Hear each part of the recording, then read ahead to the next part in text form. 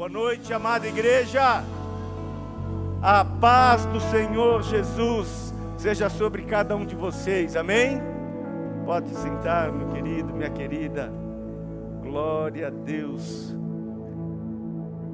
Você está sentindo a presença dele nesse ambiente?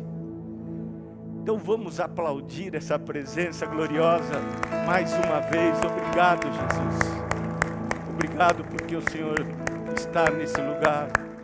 Aleluia, aleluia. Amados, é algo inexplicável. Eu estava ali enquanto louvava e as mãos gelam, o coração quer parar. E eu falo, Senhor, são mais de 23 anos que o Senhor nos dá oportunidade como essas. E isso não passa, é tão bom. É tão bom porque esse temor é uma marca e um registro que todos nós precisamos ter. Quando nós estamos como enviados do Senhor, nós precisamos saber, e você não é só enviado do Senhor quando você está num altar, quando você está numa plataforma. Eu e você somos enviados do Senhor em todo o tempo. Em todo lugar que eu e você formos, somos enviados do Senhor. E podemos ser bênção, podemos ser instrumentos, poderemos ser usados. Por isso eu quero desafiar a você a levar essa verdade no teu coração. Amém, queridos? Esses dias eu sou alguém que observa muitas coisas. Eu às vezes fico elucubrando sozinho. Eu gosto de apreciar, eu gosto de vislumbrar e extrair algumas pérolas de algumas cenas, de alguns momentos, aonde são tão simples e podemos passar desapercebidos, mas de repente você para e olha e vê, fala, isso aqui é Deus. É só Ele que pode fazer isso. E aí eu comecei a contemplar todo esse tempo, olhando toda a história, vendo como o Evangelho chegou até essa geração, e nós estamos aqui com a incumbência de levar para a próxima geração. Mas olharmos um pouco dos relatos e como igreja local, como São Paulo, como Brasil, nós estávamos vivendo um momento e de repente a gente vê uma mudança no momento, mas nada disso tira a glória do Senhor. Nada disso. E eu comecei a fazer uma rápida visualização dos últimos 100 anos. De alguns episódios, de alguns eventos, de alguns acontecimentos que marcaram esse tempo.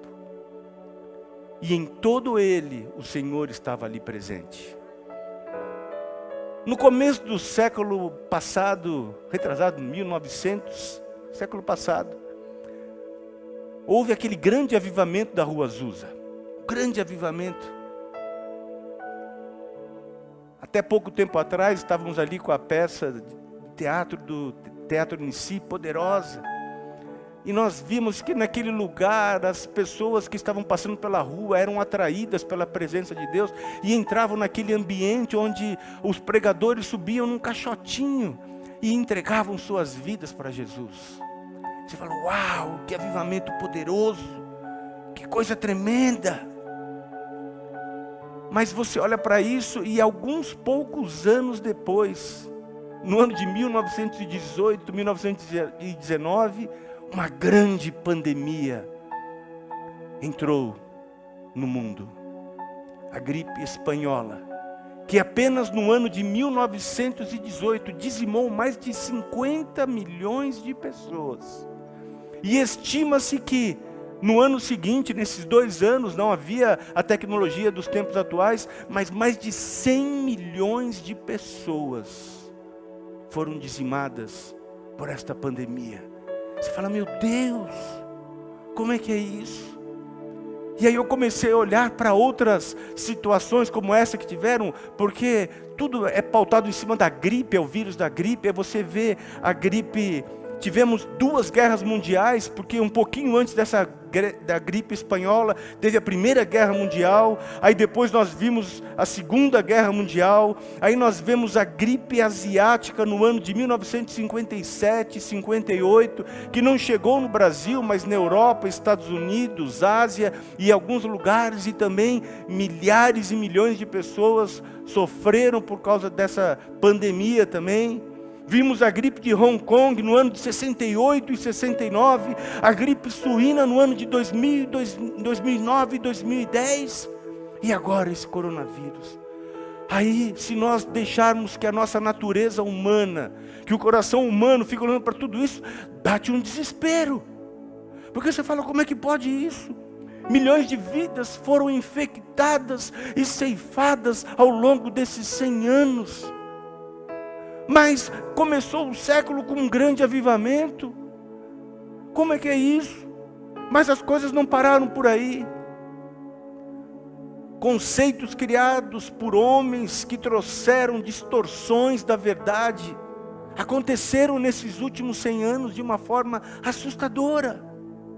Regimes políticos que se levantaram, socialismo, comunismo, fascismo, capitalismo, ideologias, quantas coisas entrando. Aquela frase que me dá arrepio, a religião é o ópio da humanidade. Uau, que horrível.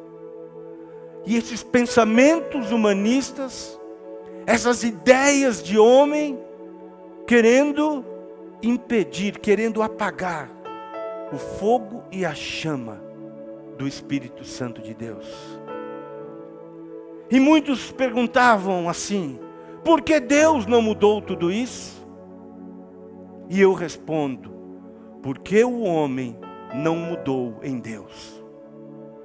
Porque o homem mudado, o homem transformado em Deus, ele seria respostas para muitas coisas dessas. O problema não está em Deus, está em nós. O problema está em como eu e você nos portamos diante desses momentos.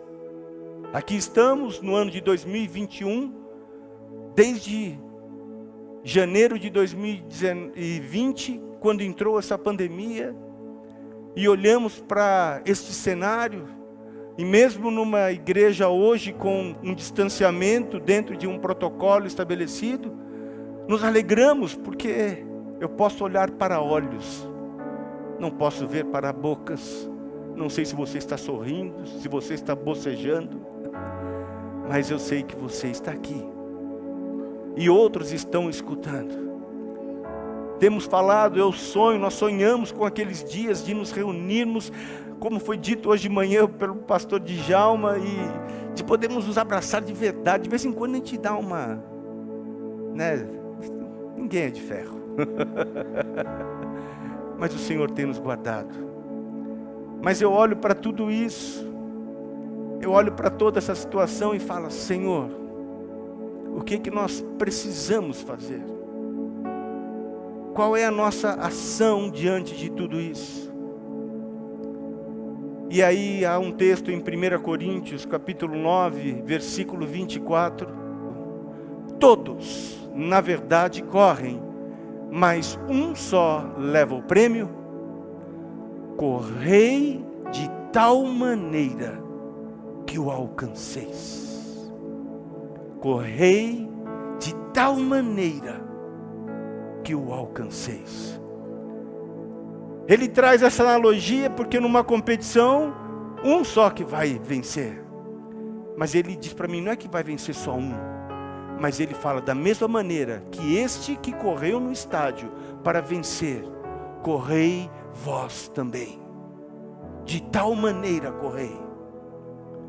E aí esse texto saltou dentro do meu coração Quando eu olhei todo esse contexto, eu falei, Senhor, é dessa forma que eu e você precisamos nos portar diante de todas essas situações, diante dessas ideologias, diante desses quadros políticos, diante das enfermidades, diante de opressões. Eu e você precisamos correr para o alvo de tal maneira que o alcanceis. É dessa maneira. Quantas situações se levantam para impedir a mim e a você de alcançar isso? Porque nós falamos isso, enchemos o peito e falamos, vamos. Só que a gente sai e começamos a encontrar algumas crises, alguns conflitos que fazem parte da vida. E passar por situações difíceis não vão te impedir de continuar. Não vão me impedir de continuar. Não é fácil. Naturalmente falando, não é fácil. Mas nós não estamos sós. Nós temos o Espírito Santo de Deus. Nós temos uma obra poderosa, aquela obra da cruz, que nos redimiu, que nos resgatou, que nos salvou. Nós temos esse amor sobre mim e sobre você, que pode sim nos levar. Correi de tal maneira que o alcanceis. Jesus veio até nós, e sendo Deus, como está ali em Filipenses 2, a partir do versículo 5, veio até nós e sendo Deus, deixou sua majestade, para como homem, viver sujeito a fome, a frio, a cansaço, a cruz. Sendo Deus, Ele deixou uma posição de Deus para vir a esse mundo como homem, para que Ele pudesse fazer algo que ninguém poderia fazer por mim e por você. E Ele passou.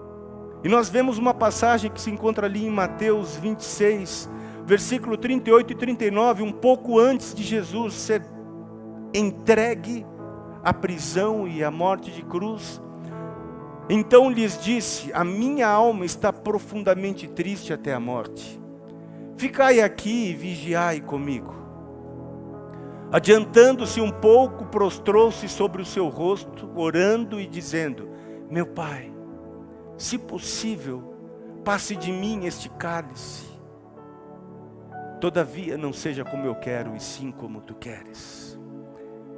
Eu vejo que nessa oração, nesse momento, Jesus, Ele estava ali para cumprir o propósito para o qual Ele havia vindo a este mundo, a esta terra.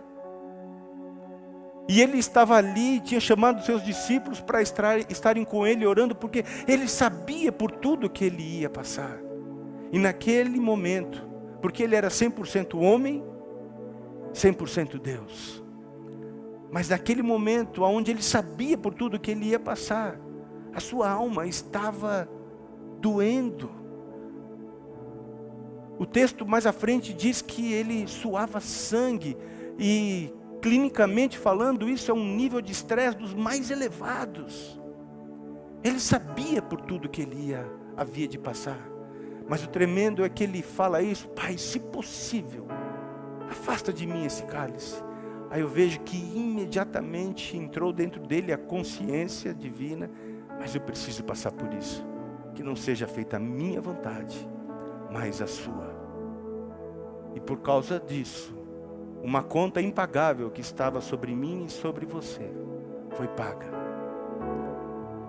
Jesus, quando Ele estava ali na cruz para entregar-se, para dar o último suspiro, e Ele fala ali, Eli, Eli, sabactame, o pessoal achou que Ele estava falando Elias, estava chamando Elias, e Ele estava falando, meu Deus, por que me desamparaste? Aquele momento é um momento muito forte, porque o próprio Deus não podia olhar para o seu filho, porque todo o nosso pecado, o meu e o seu pecado, estavam sobre Ele, e Ele não podia olhar para o filho com essa configuração do pecado. Aquilo era algo que Ele não podia partilhar, e Ele sabia pelo que Ele havia de passar. E eu olho para tudo isso e falo, o que eu e você podemos passar que é mais difícil do que isso? Nós vemos muitos cenários.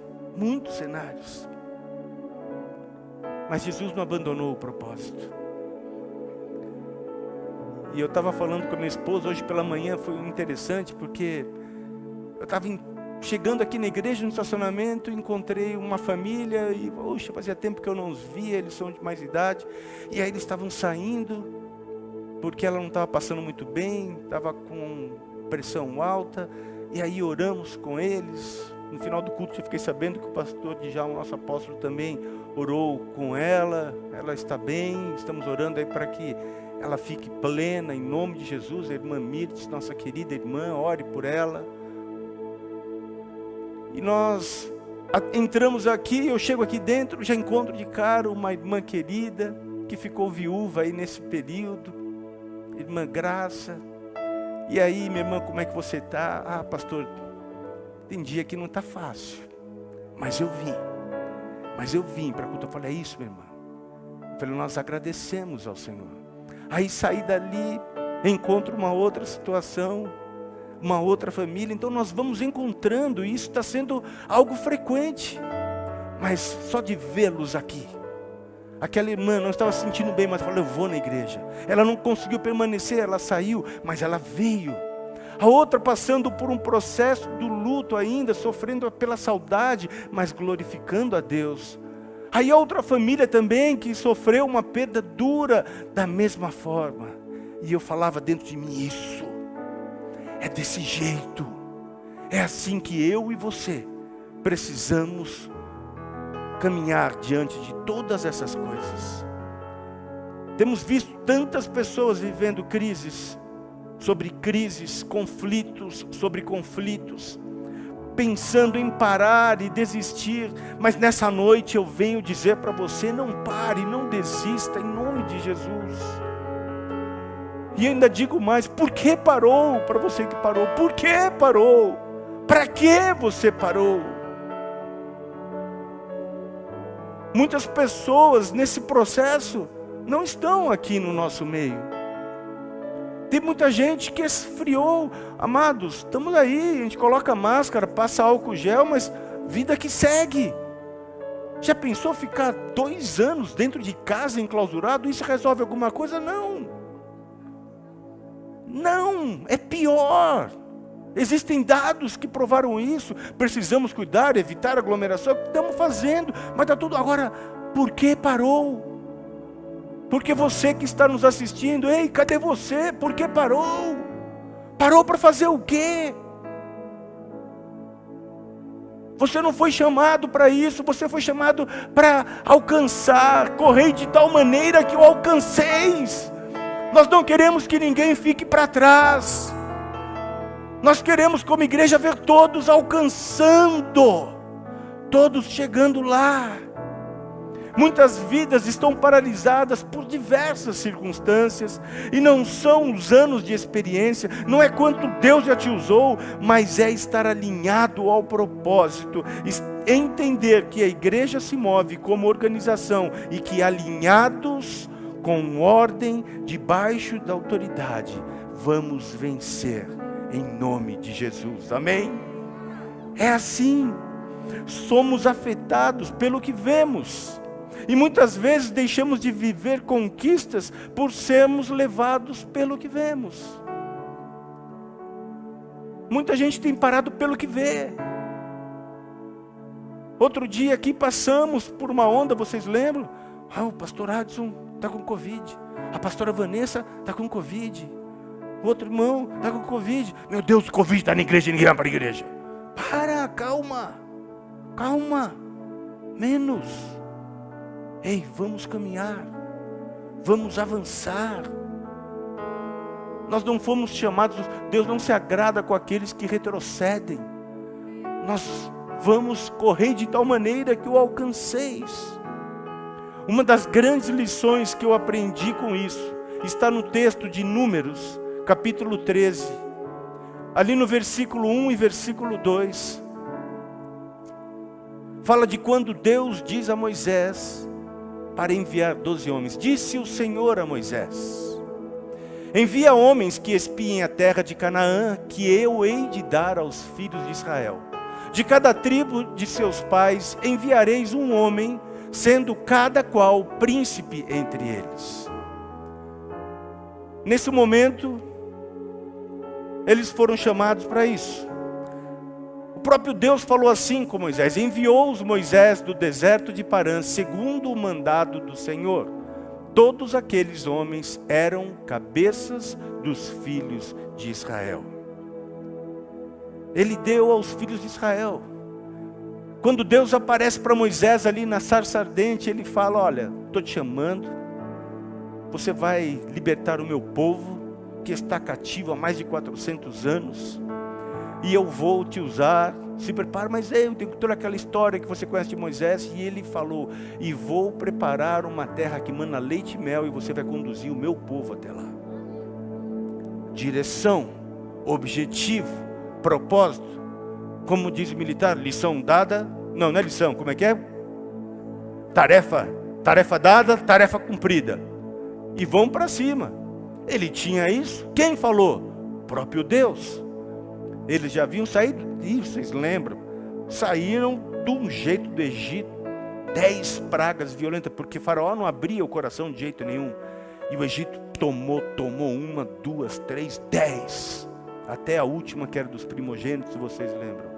Saíram, levaram tudo, levaram ouro, levaram animais e tal. O Faraó se arrepende, corre atrás, o mar abre, ele sai. Uau! Olha esse Deus. O Deus de Moisés é o nosso Deus. Vamos que vamos. Estamos dentro. Aí essa mesma turma que viu tudo isso está nesse contexto. Moisés fala: turma, um de cada tribo, vão lá, espiem a terra que o Senhor já nos deu. E a turma vai.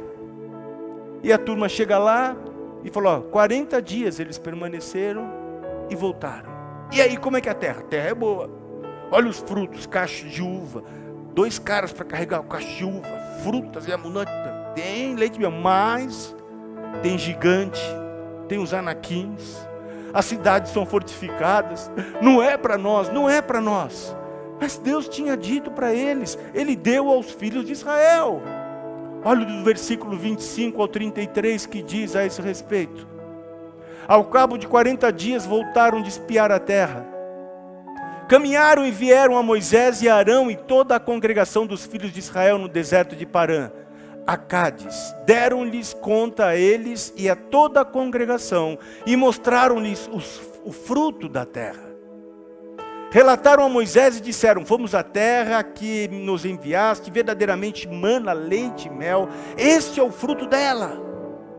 O povo, porém, que habita nessa terra é poderoso, e as cidades muito grandes, fortificadas. Também vimos ali os filhos de Anak, que são gigantes. Os amalequitas habitam na terra do Neguebe, os heteus, jebuseus, amorreus habitam na montanha, os cananeus habitam ao pé do mar e pela ribeira do Jordão.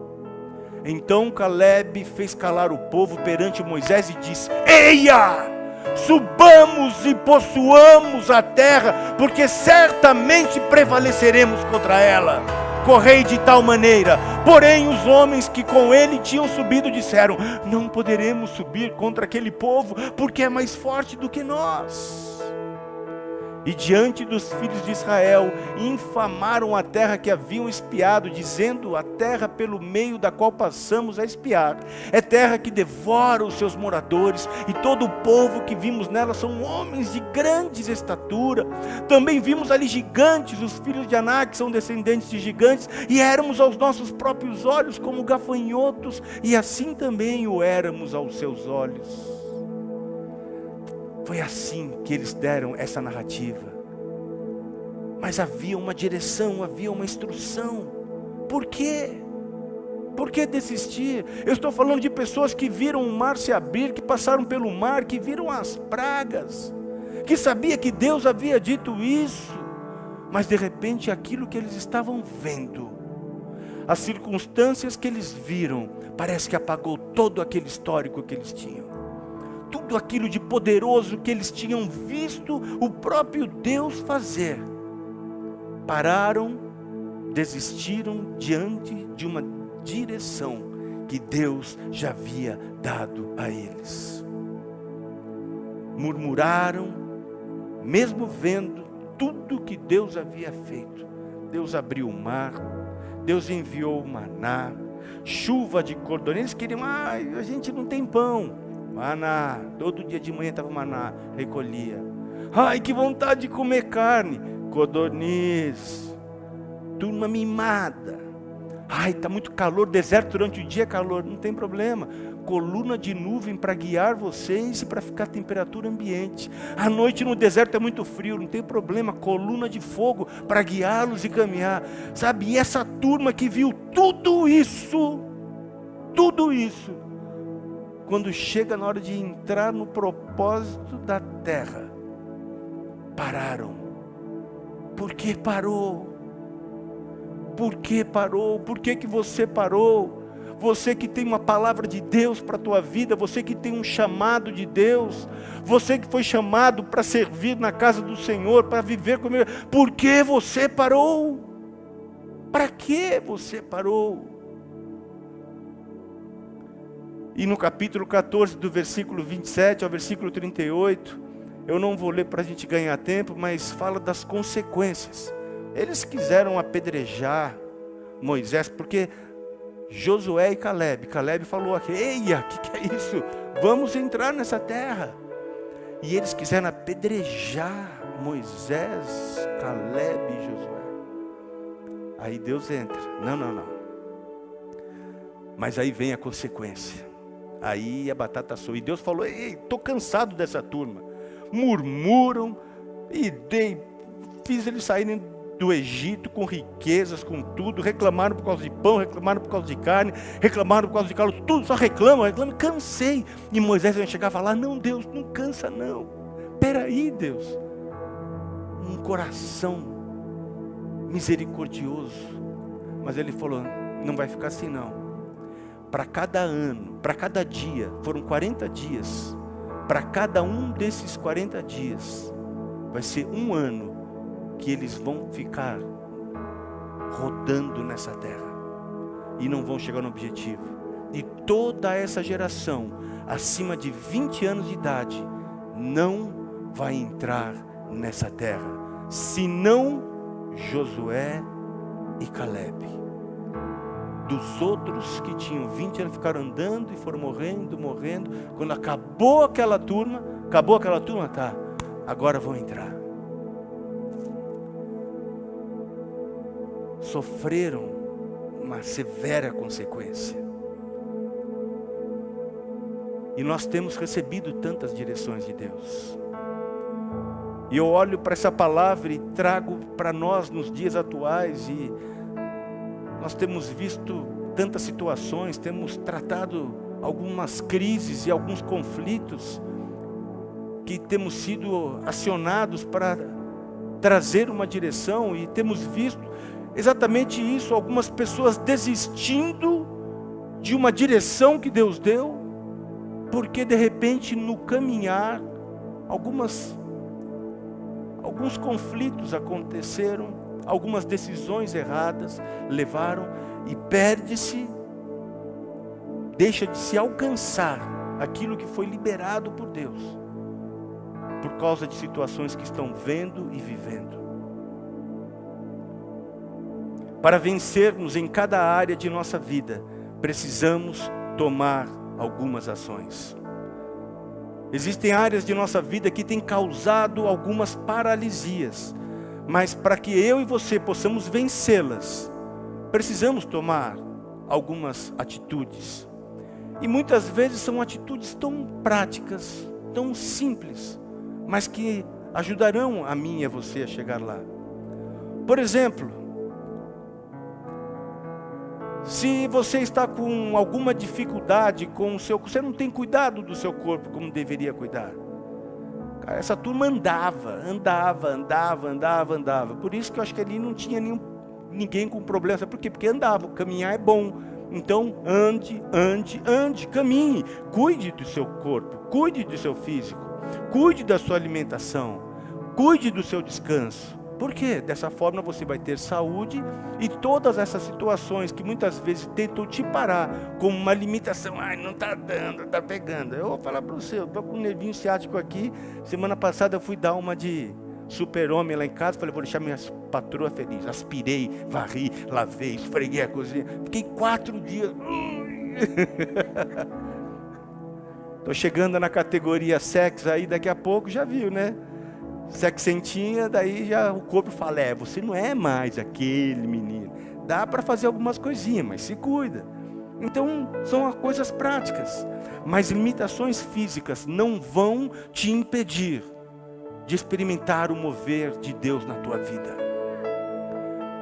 Eu não sei quem já viu, mas já há muitos anos tem um pregador americano que ele nasceu sem os braços e sem as pernas. E ele viajava para ministrar nas universidades, para jovens e tudo. Ele era carregado e colocado em cima de uma mesa, porque ele era um toquinho desse tamanho. Era cabeça e tronco, sem os membros. E isso não o impediu de ser uma voz em uma geração. E quantas pessoas que eu e você já conhecemos, limitados, que são instrumentos poderosos de Deus. E às vezes a gente, por causa de uma dor de cabeça, que não é brincadeira, porque eu sofro com isso, a gente fica impedido naquele momento. Mas a gente ora e toma um remedinho e vamos para cima. Mas precisamos fazer algo sobre isso. Uma vez eu estava fazendo uma meia maratona, e era o meu sonho. Eu estava treinando e tal, e a meia maratona ia ser no domingo, lá na cidade universitária, e eu estava afiado. Aí na sexta-feira, antes de termos um grupo, nós tínhamos um grupo de vida, e eu falei, vou dar uma corridinha na esteira lá do prédio que a gente morava, só para deixar soltinho e tal, para me preparar para domingo. E estou lá, correndo 5 quilômetros na minha esteira, daqui a pouco eu só senti uma fisgada na panturrilha. Tchum! Aí fui para casa mancando, meti gelo e tal, passei cataflã. Aí falei, Senhor, eu quero tanto fazer essa prova. Senhor, cura nessa noite. Não levantei no dia seguinte, não estou sentindo nada. Fui lá pegar a inscrição e gelo e cataflã e passei o sábado inteiro. Domingo, 5 horas da manhã, saí para ir lá para fazer a prova, lá na cidade universitária. Falei, vai dar, tá bom. Enfesado, cheio de fé. Fui trotando, fui trotando do carro até a largada, alonguei, tudo, vamos embora. É isso aí, Deus, obrigado, Jesus, que eu estou aqui, né? Afinal de contas, Salmo 37,4 diz, agrada-te do Senhor teu Deus, e Ele satisfará os desejos do teu coração. Eu vou fazer a minha meia maratona. Comecei a correr no quilômetro 1,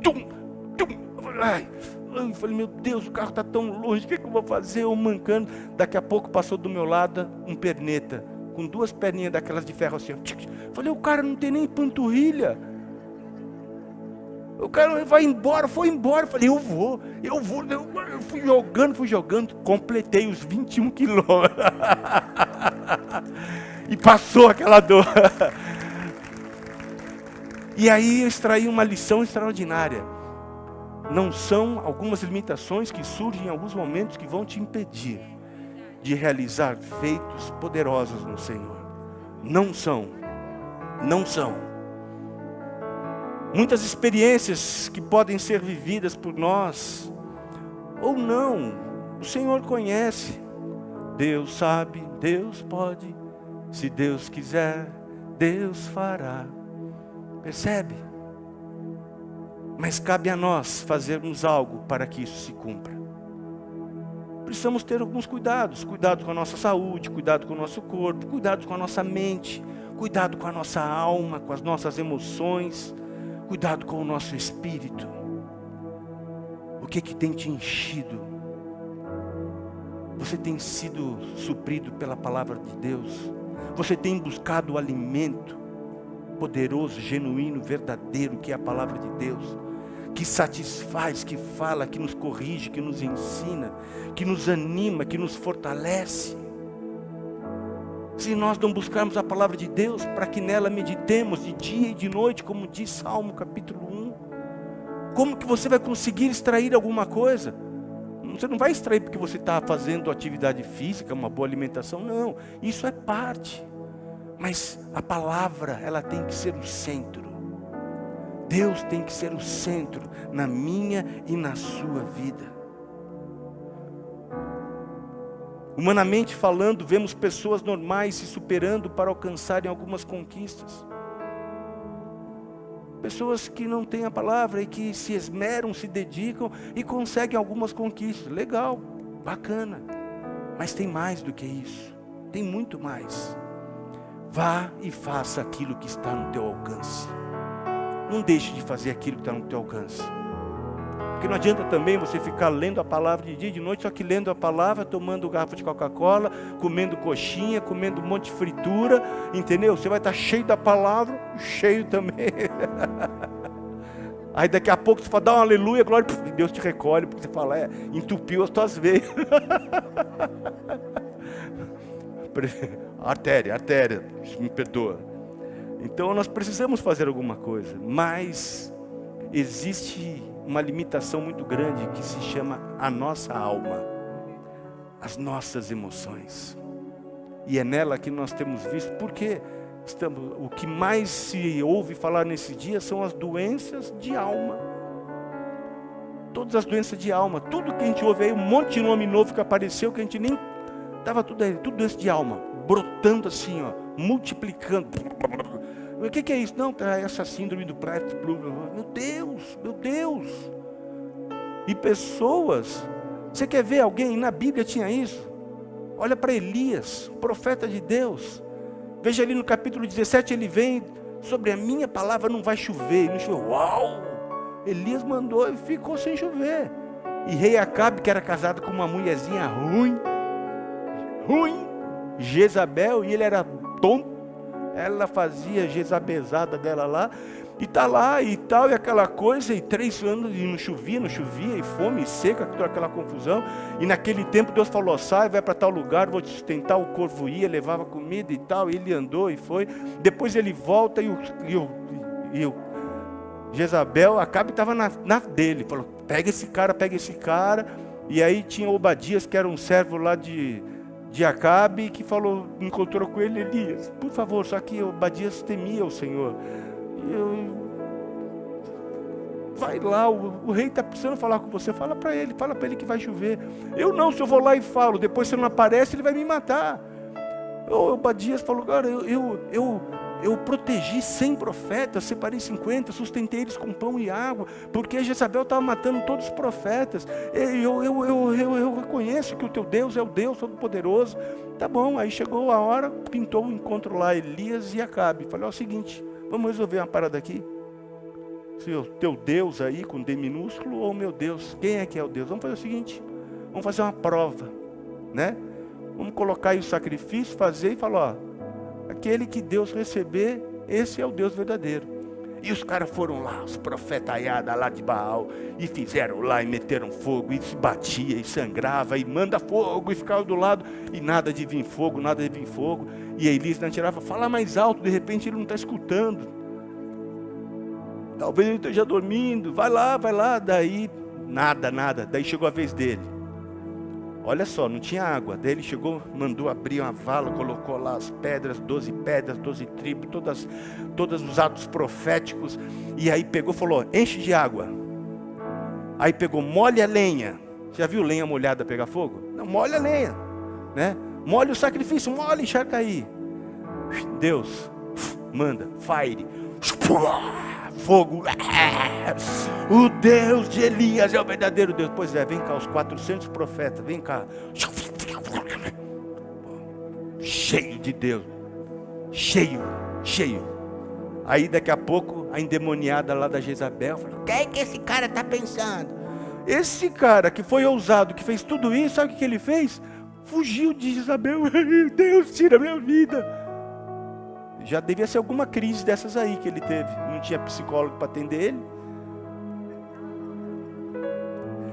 Mas aí ele tinha o Senhor dos Senhores. Só que isso mostra a nossa humanidade. Porque eu não estou querendo, a gente não é super-homem, nós precisamos uns dos outros. Nós precisamos.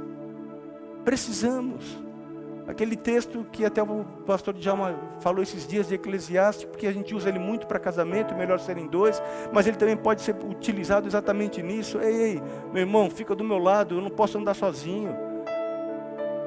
Eu estou caminhando com o pastor Djalma há mais de 24, 25 anos, sei lá quantos anos da minha vida, e a importância desse homem na minha caminhada, na minha história, é algo que eu não tenho como dizer para vocês. Mas por quê? Porque a gente se submete a caminhar. Quantos acertos, quantos alinhamentos, quantas conversas e quantos momentos gostosos. Porque a gente precisa ter isso, então a gente precisa aprender. Sabe, e de repente você começa a ver um monte de bobagem, em vez de as pessoas se aproximarem, se distanciam, ficam se ofendendo, por causa de política, saem brigando esses dias, pelo amor de Deus. Em grupo de WhatsApp, alguém faz alguma coisa, eu falei, o que é isso? O que é isso? Estou falando de crente. Gente, por que parou? Parou por causa disso. Parou por causa dessas bobagens. Não é assim. Não é assim que eu e você chegaremos lá. Correi de tal maneira que o alcanceis. Aí olha só, eu pontuei aqui algumas áreas da alma que tentam nos barrar. A primeira delas, rejeição. Ah, pastor, eu sou rejeitado, porque lá na igreja eu percebo, me rejeito, porque no meu trabalho me rejeito, porque na minha família me rejeita, eu sou um rejeitado de carteirinha. Não. Se é rejeitado, para a tua rejeição existe algo que se chama o amor de Deus. O amor de Deus. Romanos 8, 35. Bota aí para nós, do 35 ao 39. Quem nos separará do amor de Cristo? Será tribulação ou angústia? Ou perseguição, ou fome, ou nudez, ou perigo, ou espada? Como está escrito, por amor de ti somos entregues à morte o dia todo. Fomos considerados como ovelhas para o matadouro. Em todas essas coisas, porém, somos mais que vencedores por meio daquele que nos amou. Porque eu estou bem certo de que nem a morte, nem a vida, nem os anjos, nem os principados, nem as coisas do presente, nem do porvir, nem os poderes, nem a altura, nem a profundidade, nem qualquer outra criatura poderá separar-nos do amor de Deus que está em Cristo Jesus, nosso Senhor. Você não é rejeitado, você é amado.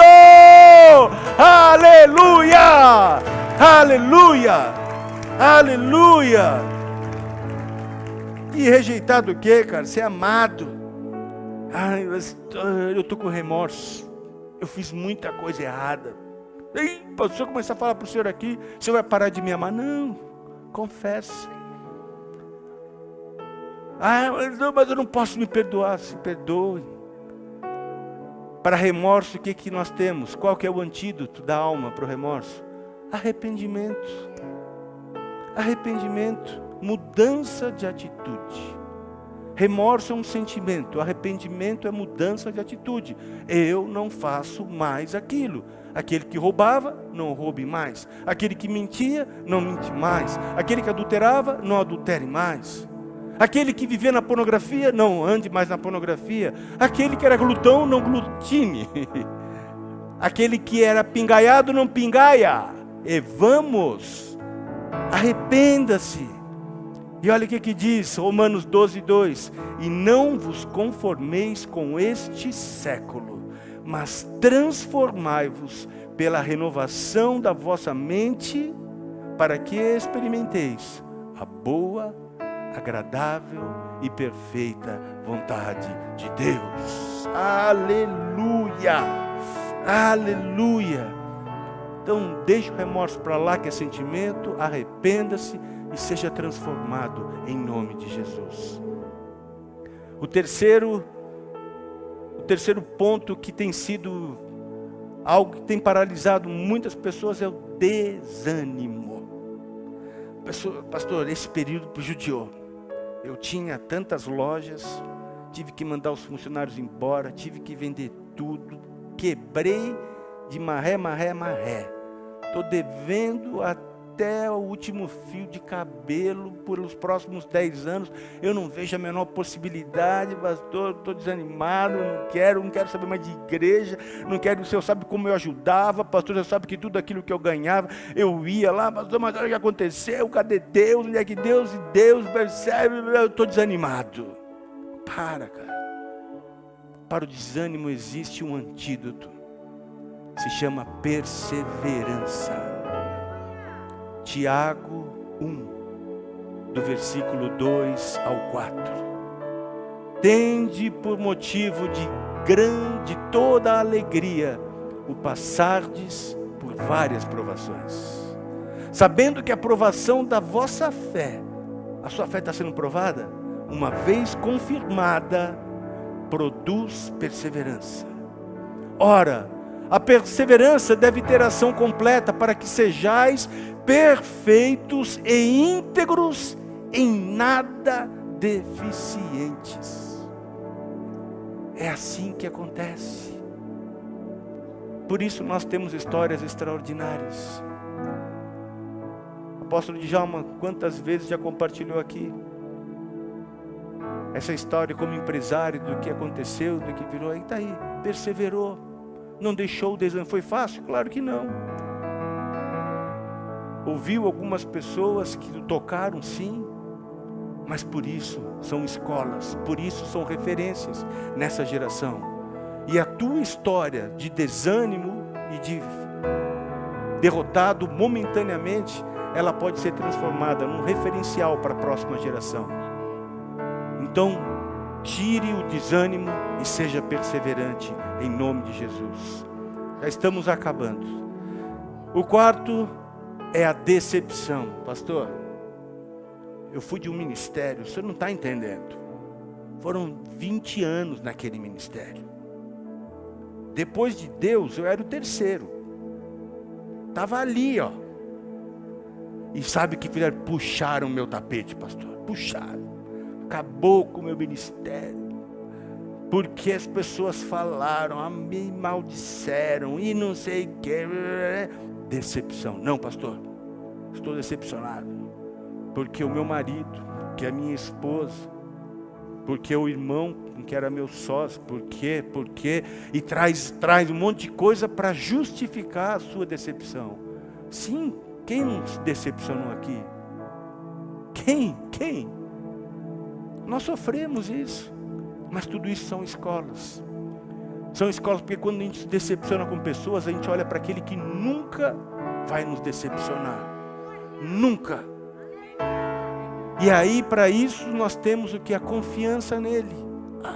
E para isso, tem um texto poderoso, Abacuque, capítulo 3, versículo 18 e 19. Todavia, eu me alegro no Senhor, exulto no Deus da minha salvação. O Senhor Deus é a minha fortaleza, e faz os meus pés como os da corça, e me faz andar altaneiramente. Ao mestre de canto para instrumento de... Essa versão aí é a Ara mesmo? Então deixa eu ver aqui. Ainda que a figueira não. Abacuque 3, 18 e 19. É isso? Tá bom, então vou na minha aqui. Ainda que a figueira não floresça, nem haja fruto na vide, o produto da oliveira minta, e os campos não produzam mantimento, as ovelhas sejam arrebatadas do aprisco, e nos currais não haja gado. Decepção. Todavia, eu me alegro no Senhor, exulto no Deus da minha salvação. O Senhor Deus é a minha fortaleza, me faz os meus pés como os da corça, e me faz andar em lugares altos. Em lugares altos. Isaías 55, 8 e 9. Porque os meus pensamentos não são os vossos pensamentos, nem os meus caminhos os vossos caminhos, diz Senhor. porque assim como os céus são mais altos que a terra, assim são os meus caminhos mais altos e os meus pensamentos mais elevados. A nossa confiança está nele. Se você sofreu decepção, ei, lança a tua confiança nele. Aleluia, aleluia. E o último, a última paralisia que muitos estão é o fracasso. Sentimento de fracasso é terrível. Sentimento de fracasso é aquilo que você tanto esperou, que você estava realizando e de repente tudo muda e aquele projeto e aquele processo desaba, ruína, fracasso total. E aquele sentimento, eu sou um fracassado. Eu sou o pior dos piores. E quantas pessoas, por causa desse sentimento, tiram a sua própria vida. Quantas pessoas que hoje cometeram uma loucura por causa desse sentimento de fracasso. Se enfiam nas drogas, no álcool, destroem suas vidas por causa de um sentimento. Parou por quê? Para o fracasso, o antídoto é a vitória.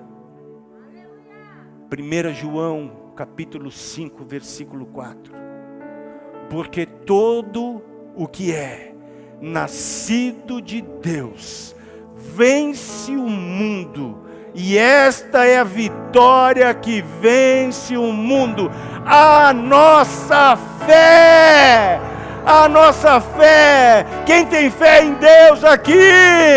Aí, vitorioso! Mentira do diabo que você é fracassado. Você é vitorioso. Você é vitorioso. Você é vitorioso. Essa é a nossa vitória. Aleluia. Glória a Deus. Ministério da música, por favor. Vamos nos colocar em pé. Aleluia. Porque parou para fazer o quê? Eu parei para dar um tempo, pastor. Não, que tempo, cara, que tempo. Corri de tal maneira que alcanceis. Tem um propósito de Deus. Um propósito de Deus. Ele tem promessa? Claro que tem promessa. Claro que sim. Saber que você é herdeiro de Deus, co-herdeiro em Cristo Jesus. Você tem ideia do que é isso? Vai pegar lá. Pega lá a Bíblia. Toda a tua herança, a minha herança está lá. Verdades ao nosso respeito que precisam ser vividas. O último texto que eu queria compartilhar com vocês está em 2 Coríntios, capítulo 4. Segunda carta de Paulo aos Coríntios, capítulo 4, versículo 8 e 9. Em tudo somos atribulados, porém não angustiados. Perplexos, porém não desanimados. Perseguidos, porém não desamparados. Abatidos, porém não destruídos. Aleluia. Você não está destruído, você não está desamparado, você não precisa andar desanimado, você não precisa andar angustiado. Sabe por quê? Porque eu e você somos herdeiros do Deus vivo. Porque eu e você somos a igreja do Senhor Jesus, aquela que passou por todas aquelas tribulações. Eu peguei dos últimos 100 anos, você não faz ideia o que tem para trás. Mas se a igreja, com tudo aquilo, com 2 guerras mundiais, com o holocausto, com várias pandemias, com um monte de catástrofes, terremotos, tsunamis, com tudo isso, a igreja continua mais forte do que nunca. Sabe de uma coisa? Eu e você somos a igreja.